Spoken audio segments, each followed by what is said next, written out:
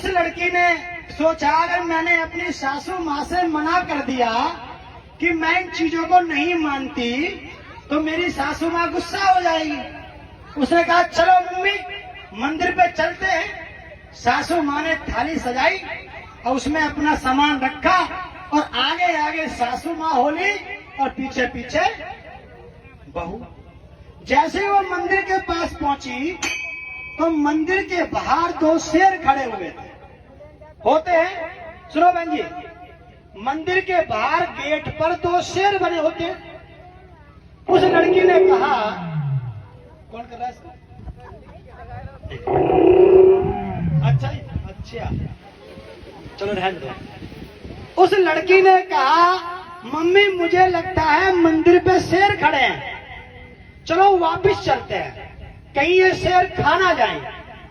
उसने अपने सोचा कि भाई लड़की पढ़ी लिखी तो है लेकिन सीधी है।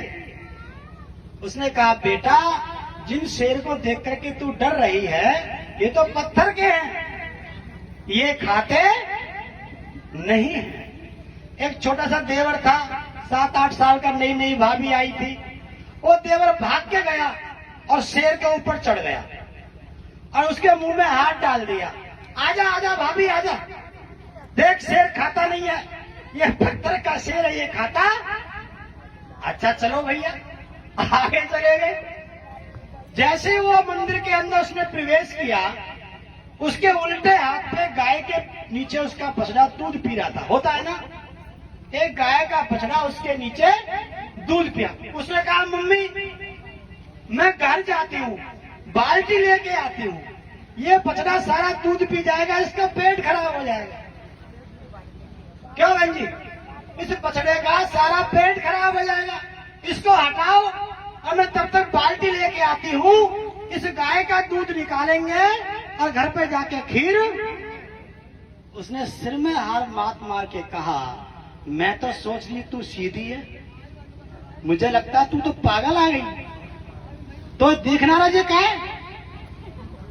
अरे बिटिया इसको हाथ लगा के देख, ये पत्थर की गाय है, ये पत्थर का बछड़ा है, ना ये दूध देती है ना ये दूध, क्यों मां, ना ये दूध पीता है। अच्छा चलो आगे।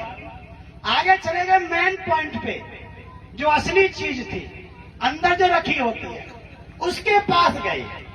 बोले बेटा अब 4-5-7 चक्कर मार और जो मांगना है वो मांग ले। उसने कहा मम्मी किससे मांगू है? ऐसा बोल रही है, तुझे दिखना ही देवी माता बैठी है, ये देगी बैठी तो है देवी माता, इससे तुम जो मांगोगी वो मिल जाएगा।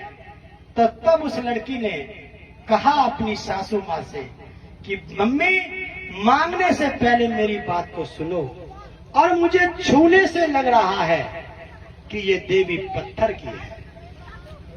मांगने से पहले मेरी बात सुनो, जब पत्थर का शेर खा नहीं सकता, पत्थर की गाय दूध नहीं दे सकती, पत्थर का बछड़ा दूध पी नहीं सकता, तो ये पत्थर की देवी मुझे कुछ देने वाली नहीं है।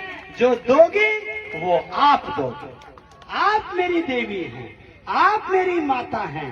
तो अगर मुझे 1 साल बाद कोई दिक्कत आती है, मुझे अस्पताल जाना पड़ा, तो मेरी सेवा आप करोगी, ये पत्थर की देवी मेरी सेवा नहीं करेगी। लेकिन इस देश में क्या हो रहा है, जो पत्थर की देवी है उस पे हम लड्डू चढ़ाते हैं, और जो असली देवी है माँ बहन बेटी घरवाली पत्नी बच्चे के रूप में, उस पे हम डंडा चलाते हैं। पत्थर की देवी पे लड्डू चढ़ाएंगे और असली देवी पे हम डंडा चलाएंगे, तो हमारा कभी कल्याण होने वाला नहीं है।